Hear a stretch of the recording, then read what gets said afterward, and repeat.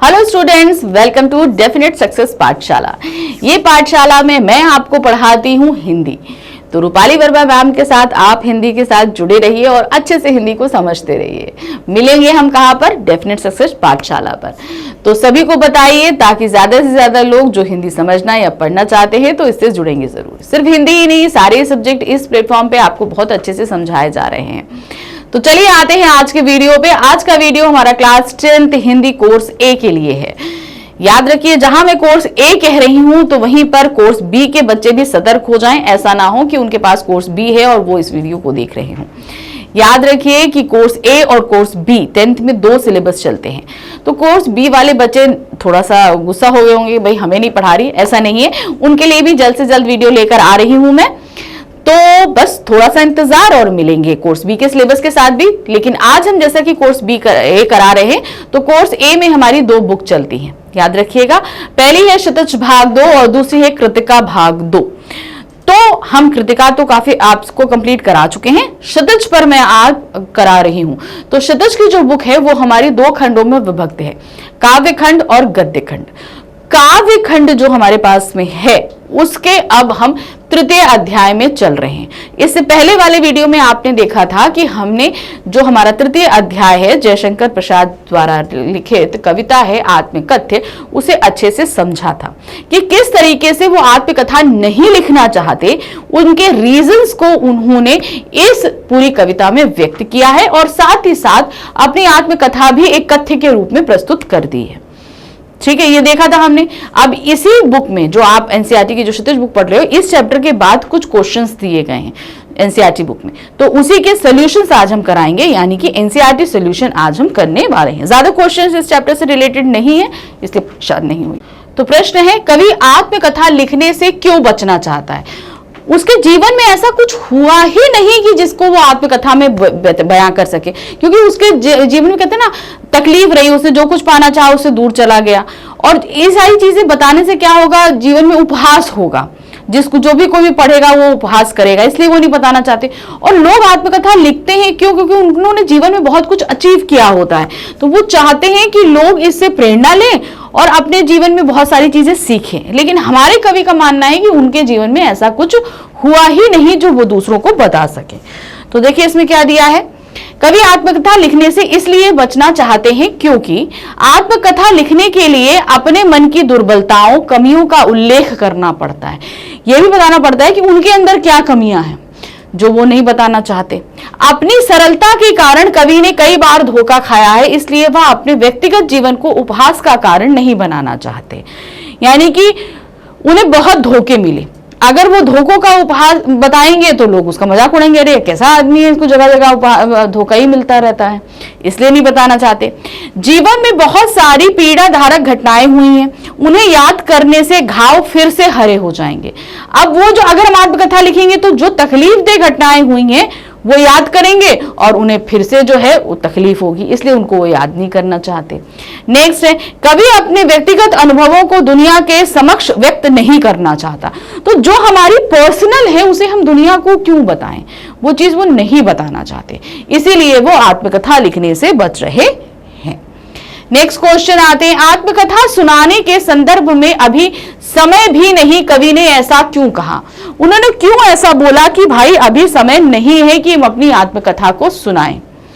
अभी समय भी नहीं, कवि ने ऐसा इसलिए कहा है क्योंकि कवि को लगता है कि उसने जीवन में अब तक कोई भी उपलब्धि नहीं हासिल करी, यानी ऐसी कोई चीज उसने हासिल नहीं करी जिसे वो दूसरों को बता सके, जो दूसरों को बताने योग्य हो, तथा उनकी दुख और पीड़ा इस समय शांत है, अर्थात वह उन्हें किसी सीमा तक भूल गया है और इस समय उन्हें याद करके दुखी नहीं होना चाहता। तो मतलब कहने का उनके जीवन में अभी सोई पड़ी, यानी कि अभी उसने अभी समय नहीं का मतलब यहाँ पर यह है कि उन्होंने अभी तक अपनी लाइफ में कुछ अचीव नहीं किया जिस पर वो आत्मकथा लिखकर दूसरों को बताएं। और दूसरा, सोई पड़ी के तात्पर्य यह है कि उनके जीवन में जो पीड़ादायक कष्ट भरे जो पल रहे हैं वो अब उसको एक तरीके से वो भूल गए। समय के साथ होता है ना कि हम धीरे धीरे अपनी पुरानी बातों को भूलने लगते हैं। अब अगर उनको हम याद करेंगे तो कष्ट होगा, इसीलिए उन पलों को उन्होंने सोया हुआ बताया है कि अभी जो है वो सोई हुई है, उनको सोया रहने दो, उनको याद मत करो। सो प्रश्न संख्या 3 है, स्मृति को पाथेय बनाने से कवि का क्या आशय। सबसे पहले स्मृति का मतलब समझिए यादें। अब पाथेय क्या होता है? पाथेय यानी पथिक जिस पर चल रहा है, उसने अपना एक लक्ष्य डिसाइड किया हुआ है कि हाँ उसे उस रास्ते तक जाना है, यानी कि एक हमारा जो भी चीजें हैं, जैसे वो रास्ता तय कर रहा है तो उसे इस चीज का सहारा है कि वो वहां तक पहुंच जाएगा। उसी तरीके से यादों को एक पाथेय बनाया गया, अर्थात जीवन का सहारा बनाया गया। मतलब कवि के जीवन में जो कुछ चीजें पहले घट चुकी हैं, हो चुकी हैं, वही अब उसके जीवन का एकमात्र सहारा बचा हुआ है। अब उसकी यादें क्या हैं? उसकी पत्नी का साथ रहा, प्रेयसी का जो रहा, उसके रूप सौंदर्य, उसकी जो कुछ यादें रही, वही सब चीजें। तो वही कहा है, स्मृति को पाथेय बनाने से कवि का आशय है, यानी कि वही उसके जीवन का एकमात्र अब सहारा रह गया है। स्मृति को पाथेय बनाने से कवि का आशय जीवन मार्ग से प्रेरणा है। कवि ने जो सुख का स्वप्न देखा था मगर पूरा नहीं हो पाया, वह उसे कभी प्राप्त नहीं हुआ। इसीलिए कवि स्वयं को जीवन यात्रा में थका हुआ मानता है। देखिए, अगर हम कोशिश करते हैं, हम हमारे लाइफ में हम बहुत ज्यादा मेहनत करते हैं, सब कुछ करते हैं, तो जो चीजें हम अचीव करना चाहते हैं उनको अचीव कर लेते हैं। सिंपल सी एक चीज है ना। तो हमारे लिए वो एक मोटिवेशन रहता है कि हम जो काम कर रहे हैं हमको उसका फल प्राप्त हो रहा है। लेकिन हमें अगर उसका फल प्राप्त ना हो तो एक पल को ऐसा आएगा ना कि नहीं, हमें कोशिश नहीं करनी है ना, हमारा मोटिवेशन क्या है, वो डाउन हो जाएगा। तो वही चीज यहां पर बताई गई है कि उनकी जीवन यात्रा में वो थक रहे हैं, क्योंकि उन्होंने जो कुछ पाने की कामना करी उनको मिला नहीं। उनके जो प्रिय रहे, जिनसे वो बहुत प्रेम करते रहे, वो भी उनसे छूट चुके हैं। इसलिए वो जीवन यात्रा में अब थका हुआ महसूस कर रहे हैं, क्योंकि वो अकेले हैं, उनका साथ के लिए कोई नहीं है। जिस प्रकार पाथेय यात्रा में यात्री को सहारा देता है, आगे बढ़ने की प्रेरणा देता है, ठीक उसी प्रकार स्वप्न में उसके द्वारा देखे हुए सुख की स्मृति भी कवि को जीवन मार्ग में आगे बढ़ने का सहारा देती है। अब जैसे पथिक है, पथिक चलता चलता क्या होता है, थक जाता है रास्ते में। भाई अभी तो हम लोग के पास बहुत सारे व्हीकल है, हम लोग बैठते हैं और चले जाते हैं, तो हम अभी की बात नहीं करें, आज से काफी पहले आप चले जाइए, जब इतने व्हीकल्स नहीं हुआ थे, लोग अक्सर जो है पैदल रास्ता तय किया करते थे। तो उस दौरान क्या होता था, बहुत बहुत डिस्टेंस वो लोग पैरों से तय करते थे। तो चलते चलते थक गए। अब थकने के बाद कहीं थोड़ी देर रुकते थे, लेकिन उनके मन में एक जोश भरा होता था, क्योंकि उनका लक्ष्य निर्धारित था कि उन्हें वहां तक पहुंचना है। उसी तरीके से जीवन में जब हमें, अब जीवन में जीने का सहारा क्या होता है, जो चीजें हमें चाहिए होती है मिलती जाती है, तो हमारे पास आगे मिलने की प्रेरणा बढ़ती रहती। हमारे कवि के पास नहीं है, लेकिन उसने जो स्वप्न देखा है जो कभी पूरा नहीं हुआ, उसने उसी को अपने जीवन का पाथेय बना लिया, उसी को अपना सहारा बना लिया है, और अब वो उसी पथ पर जीवन जीना तो छोड़ नहीं देंगे ना, किसी ना किसी चीज को तो हमें अपनी प्रेरणा बनाना पड़ेगा। तो उन्होंने अपने उस स्वप्न को ही अपना सहारा बना लिया है। प्रश्न संख्या 4 है, भाव स्पष्ट कीजिए। अब यहाँ पर इस चौथे प्रश्न में हमारे पास 2 पंक्तियां दी गई हैं, इसके भाव को व्यक्त करना। देखिए, भाव को व्यक्त करने के 2 तरीके होते हैं। पहली चीज है, जो लाइन लिखी है उसका आप पूरा पूरा अर्थ लिख दो। तो ये तो हम करते ही करते हैं। इसके अलावा जो पंक्ति दी गई है उसके पीछे भी कभी कभी बहुत सारी चीजें होती हैं जो छिपी होती हैं, हमको वो भी बताना पड़ता है। जैसे इस कविता में बहुत, हर पंक्ति के पीछे कहीं ना कहीं कुछ ना कुछ छिपा हुआ था।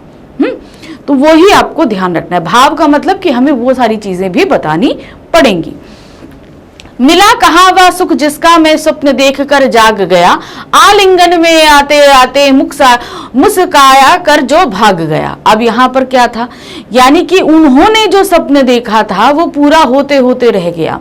वो स्वप्न क्या था, उनकी प्रेयसी को आलिंगन में, यानी कि अपनी बाहों में भरने का। यानी कि अब क्या होगा, कोई चीज हमें ऐसे बाहों भरते भरते और वो दूर से ही मुस्का के भाग जाए, यानी कि उन्हें अपनी, जिनके साथ उन्होंने अपना जीवन बिताने का सपना देखा था, वो उनका होते होते होते होते उनसे दूर चला गया। अभी पहली पंक्ति पढ़ते हैं, पहले उसका भाव देखते हैं, पर सेकंड पंक्ति आएंगे।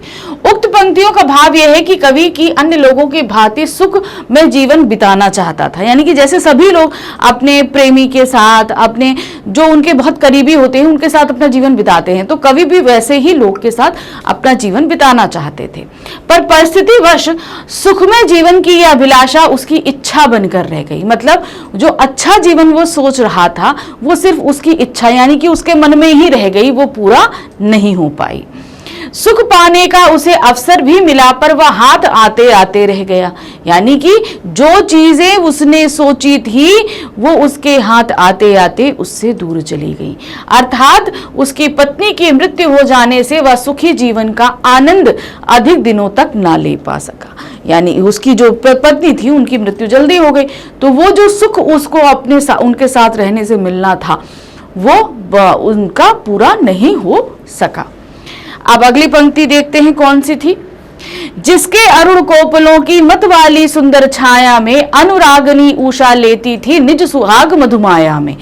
तो वो अपनी प्रेयसी या पत्नी की सुंदरता का बखान इस पंक्ति में कर रहे हैं कि जिसके अरुण कोपलों की मत वाली सुंदर छाया में, अरुण कोपल यानी कि जो इसके लाल गाल थे, उनसे ही उषा अर्थात प्रातः काल का जो समय होता है, जिस समय आकाश में लालिमा दिखाई देती है, तो उसके लाल गालों की लालिमा जो है वो उषा लेती थी और जो है वो ही अपनी चारों तरफ मधुमाया बहलाती थी। तो क्या है, कवि की प्रेयसी अत्यंत सुंदर थी। उसके कपोल इतने लाल, सुंदर और मनोहर थे कि प्रातःकालीन उषा भी अपना सौंदर्य बढ़ाने के लिए लालिमा इन्हीं कोपलों से लिया करती थी। अर्थात उसकी पत्नी के कपोल उषा से भी बढ़कर सौंदर्यमयी थे। तो सुबह जब आप कभी सुबह अर्ली मॉर्निंग उठ जाओ कि आसमान में अंधेरा हो और बस सुबह होने ही वाली हो, उस समय आप उठो तो देखना कि ना सूरज निकलने से पहले, जब सूरज नहीं आ रहा है उससे पहले जो है हल्का सा पूरब दिशा में लालिमा आना शुरू होती है। वो जो लालिमा होती है वो समय आपका उषाकालीन समय कहलाता है और उस समय आसमान में लालिमा होती है। तो वो लालिमा की बात उन्होंने क्या करी है, उनकी प्रेयसी अर्थात उनकी पत्नी उनके गाल इतने सुंदर थे कि वो जो उषा का जो सौंदर्य है वो भी उसी के गालों से लिया गया था। प्रश्न संख्या 5 है, उज्जवल गाथा कैसे गाऊं मधुर चांदनी रातों की।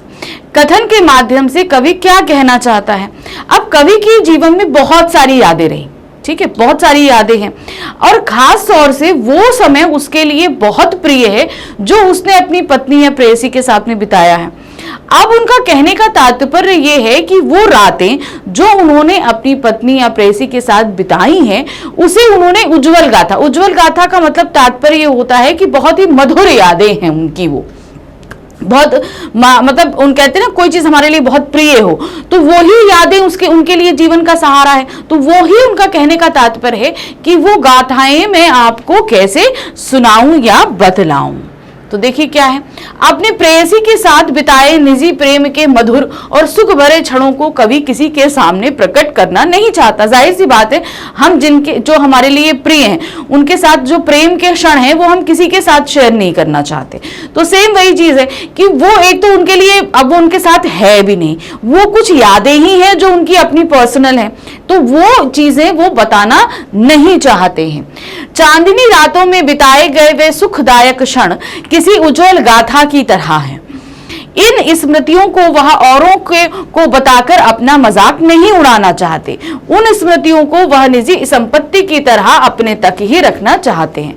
तो यहाँ पर आपको समझ में आया कि वो जो चांदनी रातें थी जिनको उन्होंने अपनी प्रेयसी के साथ बिताया था वो किसी को नहीं बताना चाहते क्योंकि वो उनकी पर्सनल है, और बता भी देंगे तो लोग उसका मजाक बनाएंगे। अब हमारे लिए कोई चीज बहुत ही अनमोल है और कोई दूसरा उसका मजाक बनाए तो हमें बिल्कुल अच्छा नहीं लगेगा। तो वो ही कवि के साथ है कि वो बहुत ही उनके लिए पर्सनल है, वो किसी को बताना नहीं चाहते हैं। प्रश्न संख्या 6 है, आत्मकथ्य कविता की भाषागत विशेषताएं उदाहरण सहित लिखिए।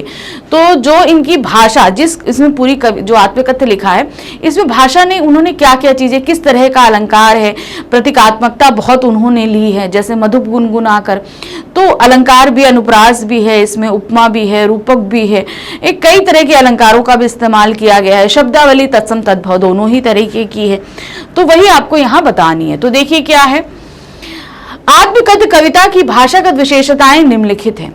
संस्कृत शब्दावली की बहुलता है। आत्मकथ्य कविता में संस्कृत निष्ठ भाषा का प्रयोग हुआ है। संस्कृत निष्ठ का मतलब जो संस्कृत के शब्द थे वो एज इट इज ले लिए गए हैं। अब यहां पर उन्होंने उसका उदाहरण भी दे दिया। ज्यादातर संस्कृत निष्ठ शब्द, हम तत्सम तद्भव दोनों शब्दों की बात कर रहे हैं, दोनों तरह के शब्द इसमें लिए गए हैं, लेकिन तत्सम शब्दावली ज्यादा है। इस गंभीर अनंत नीलिमा में असंख्य जीवन इतिहास है। तो अब आप यहां पर देख रहे हैं, यहां पर अनंत नीलिमा और असंख्य, ये सभी आपके क्या हैं, आपके ये लिए गए हैं संस्कृत शब्दावली से। फिर आए, उसकी स्मृति पाथे बनी थके पथक की पंथा की। तो पाथे और स्मृति जैसे शब्द क्या हो गए, ये भी आपके क्या है, ये तत्सम शब्दावली हो जाती है। आगे देखिए क्या है इसमें। फिर है प्रतीकात्मकता। इनकी कविता में प्रतीकात्मकता का मतलब होता है कि वो बात जो कहना चाह रहे हैं उसे उन्होंने कई प्रतीकों के माध्यम से व्यक्त किया। जैसे यहां पर देखिए क्या है, आत्मकथ्य कविता में प्रतीकात्मकता भाषा का खूब प्रयोग हुआ। जैसे मधुप गुनगुनाकर कह जाता कौन कहानी यह अपनी, यानी कि मधुप अर्थात भौरे, बहुत सारे लोग हैं जो हंसकर अपनी आत्मकथाएं, अपनी कथाओं को सुनाते हैं। तो मधुप यानी कि भौरा भी जो है गुनगुन करके वो अपनी कहानी सुनाता है, तो उसी को प्रतीकात्मकता और प्रयोग कर उन्होंने बताया कि बहुत सारे लोग जो हैं वो हंसकर अपनी आत्मकथा को सुनाते हैं। नेक्स्ट आइए, तुम सुनकर सुख पाओगे देखोगे यह गागर रीति। अब यहां पर गागर रीति यानी कि खाली गागर का प्रतीक लिया गया है। क्या, उनके जीवन में ऐसा कुछ भी नहीं है, मतलब ठीक है ना, जब तुम ये देखोगे तुमको बड़ा ही अच्छा मिलेगा कि मेरे जीवन में बतलाने लायक कुछ भी नहीं है, अर्थात उनका जीवन जो है वो सुख भरे क्षणों से बिल्कुल पूरी तरीके से खाली है। जब तुम ये देखोगे तो तुम्हें सुख मिलेगा। तो गागर रीति का मतलब क्या होता है, खाली घड़ा। इसे प्रतीक के तौर पे उन्होंने रखा और उसे क्या बताया, अपने जीवन को जो बिल्कुल भी सुख से रहित है। उज्जवल गाथा कैसे गाऊं मधुर चांदनी रातों की। अब यहाँ पर उन्होंने अपनी स्मृतियों को उज्जवल गाथा कह दिया। उज्जवल गाथा का तात्पर्य यहाँ पर दिया गया है कि बहुत ही जो हमारे लिए बहुत ही ज्यादा अनमोल होती है, लेकिन और बहुत ही अच्छी, जैसे आप मान लो बहुत बड़े वीरों की कहानियां होती हैं, बहुत बड़ी बड़ी प्रेम कहानियां होती हैं, तो जब हम उनको पढ़ते हैं तो हमें बड़ा अच्छा लगता है। वो अब इनकी जो प्रेम कहानी है ये इनके लिए उज्जवल गाथा है, लेकिन पूरे संसार के लिए नहीं है। तो वही कह रहे हैं कि वो चांदनी रातों की जो गाथा है, जो भी कहानी है, वो मेरे लिए उज्जवल गाथा है, मैं उसे किसी और को बताना नहीं चाहता। तो उज्जवल गाथा यहाँ पर जो प्रेम की जो अमर कहानियां होती हैं उनकी बात करी जा रही है, उसे प्रतीक के तौर पर यहाँ रखा गया है। नेक्स्ट आते हैं, सीवन की उधेड़ कर देखो क्यों मेरी कंथा को। अब सीवन उधेड़ने का तात्पर्य क्या होता है, जैसे हमारा कपड़ा फट जाता है तो उसको सिलने के लिए हम सिलाई करते हैं ना, तो वो होती है सीवन। तो यहाँ पर क्या कह रहे हैं, कंथा मतलब होता है गुदड़ी, जो मतलब पूरे फटे पुराने कपड़ियों से जो बनाई जाती है उसको बोलते हैं। तो वही चीज उन्होंने बोला है कि उस गुदड़ी की जो सीवन उधेड़ोगे, अर्थात जो उनका जीवन अभी तक बीता उसमें ज्यादा कुछ अच्छा नहीं, इसलिए उन्होंने उसे गुदड़ी का नाम दे दिया। सीवन उधेड़ने का मतलब अतीत में जाना, अतीत में जाकर जो यादें हैं वो निकालना। तो सीवन उधेड़ने का मतलब क्या है, अतीत में झांक कर उन यादों को सामने लाना। तो यहाँ पर सीवन उधेड़ और कंथा, ये दो चीजों को प्रतीक के तौर पर रखा गया है। नेक्स्ट आते हैं, बिंबात्मकता क्या है। अब देखिए, बिंब का मतलब आपको हमने पहले भी बताया, फिर से बता रही हूं। शब्दों के माध्यम से हमारे सामने कुछ ऐसी चीजें प्रकट की जाती हैं जो हम अपनी इंद्रियों से महसूस करते हैं। कोई चीज अगर हमें दिखाई जा रही है तो वो दृश्य बिंब है, हमें सुनाने की कोशिश की जा रही है तो वो दृश्य श्रव्य बिंब हो जाता है, अगर सूंघने की है तो नासिकीय बिंब है, स्पर्श करने की जैसे मुलायम है या कठोर कोई बात कही जा रही है तो वो स्पर्श बिंब हो जाता है। तो ये शब्दों के माध्यम से बिंबों को उकेरना है। अब ये भी इनकी कविता में हमने देखने को मिला है। आत्मकथ कविता में बिंबों के प्रयोग से दृश्य साकार हो उठे हैं, जैसे मधुप गुनगुनाकर कह जाता कौन कहानी यह अपनी। अब मधुप गुनगुनाने का जहां इन्होंने जिक्र किया, आप देखो तुरंत आपको ध्यान क्या आता है, फूल खिले हुए कुछ सारे और उसके ऊपर भौरे जो हैं वो गुनगुना रहे हैं। ये चीज हमारे सामने सहसा ही आंखों के सामने आ जाती है। तो ये क्या हो गया, दृश्य बिंब हो गया। नेक्स्ट आते हैं, मुरझाकर गिर रही पत्तियां देखो कितनी आज घनी। अब यहाँ पे भी इन्होंने देखने के लिए बात करी है कि मुरझाकर जो है वो पत्तियां गिर रही हैं। ये भी हमें दृश्य बिंब के द्वारा ही पता चला। अभी समय नहीं थकी सोई मेरी मौन व्यथा। अब अभी सोई नहीं मेरी मौन व्यथा, तो ये आपका क्या हो गया, आप श्रव्य बिंब, क्योंकि ये अभी हमको सुनाई नहीं देगा क्योंकि ये अभी चुप है। तो समझ में आया कि बिंब क्या होते हैं। नेक्स्ट आते हैं अलंकार। अब हमने जैसे बताया था इनके में अलंकार का भी बहुत ही सुंदर प्रयोग किया गया है। अब क्या है, कविता में अनुप्रास और मानवीकरण अलंकार की छटा दर्शनीय है। अनुप्रास अलंकार देखिए कहां पर है, कह जाता कौन कहानी यह अपनी। तो कह का कौन का और कहानी का यहाँ पर आपको क्या है, काका वर्ण की आवृत्ति है, तो सीधे सीधे में समझ में आ रहा है यहाँ पर क्या हो गया, आपका अनुप्रास अलंकार हो गया। नेक्स्ट आइए, तब भी कहते हो कह डालें, तब भी कहते का और यहाँ पर कह का, यहां पर भी आपका कावर्ण की अवनति के कारण क्या है, अनुप्रास अलंकार है। नेक्स्ट आते हैं मानवीयकरण अलंकार। मधुप गुनगुनाकर कह जाता कौन कहानी अपनी। अब कहानी सुनाने का काम क्या है, मनुष्य द्वारा किया जाता है, लेकिन मधुप तो गुनगुना रहा है ना, तो वो तो प्राकृतिक है, वो तो कुछ बोलता नहीं, वो कहानी सुनाता नहीं, तो इसलिए वहां पर क्या हो गया, भौरे का मानवीयकरण किया गया। नेक्स्ट आते हैं, थकी सोई है मेरी मौन व्यथा। मेरी मौन व्यथा का मतलब क्या हुआ, मेरी तकलीफें जो हैं। अब तकलीफें क्या है, वो चुप हो सकती हैं नहीं, तो यहां पर अपनी तकलीफों का उन्होंने मानवीयकरण कर दिया है। नेक्स्ट है गेयता और संगीतात्मकता। इनकी जो आत्मकथ कविता आप पूरी पढ़ोगे, इसको आप गा सकते हो क्योंकि उसमें पूरी तरीके से लय है, तो वही गेयता है यानी गाई जा सकती है, और संगीतात्मकता है, ऐसे तुकांत इस्तेमाल किए गए हैं कि आपको वो संगीत से भरपूर लगेगी। आत्मकथ कविता की प्रत्येक पंक्ति के अंत में दीर्घ स्वर एवं स्वर मैत्री होने से योग्यता है एवं संगीतात्मकता का गुण है। जैसे तब भी कहते हो कह डाले दुर्बलता अपनी बीती, तुम सुनकर सुख पाओगे देखोगे ये गागर रीति। तो देखो आया ना, हम गा रहे हैं ना, तो आपको लय समझ में आ रहा है। भाई गा हम इसलिए नहीं रहे, मेरी आवाज इतनी अच्छी नहीं है, इसलिए मैं गाना नहीं गा सकती और ना ही मुझे गाना आता है, सिर्फ पढ़ के आपको लय में बता सकती हूँ। ठीक है, देखिए क्या है, तब भी कहते हो कह डाले दुर्बलता अपनी बीती, तुम सुनकर सुख पाओगे देखोगे ये गागर रीति। तो इसमें लय है ना, तो इससे जिसकी आवाज अच्छी है वो उसे गा भी आसानी से सकता है। तो ये इनकी भाषा की बहुत अच्छी विशेषता हमारे सामने प्रस्तुत हुई। प्रश्न संख्या 7 है, कवि ने जो सुख का स्वप्न देखा था उसे कविता में किस रूप में अभिव्यक्त किया गया है।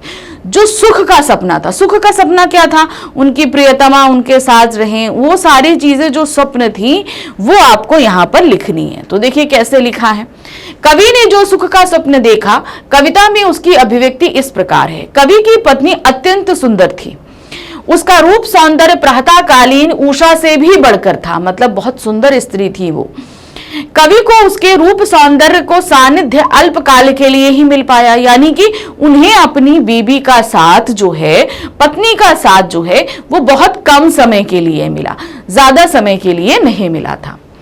उसकी पत्नी सुख की अल्पकालिक मुस्कान बिखेर कर उसके जीवन से दूर हो गई, यानी कि जब तक वो थी तब से हमारे कवि का जीवन बहुत सुखमय था, उन्हें बहुत अच्छा लगता था, लेकिन वो अल्पकालिक थी, यानी कि बहुत कम समय के लिए थी, और जितने समय के लिए रही उनके जीवन को सुखमय बनाकर उन्होंने रखा था। इससे कवि की चिरकाल तक सुख पाने की कामना अपूर्ण रह गई। तो जब उनकी पत्नी उनके जीवन में आई थी तो उन्हें ये लगा था कि अब हमेशा के लिए मेरा जीवन बहुत सुखमय है, लेकिन ये चिरकाल तक के लिए नहीं था, बहुत कम समय के लिए था।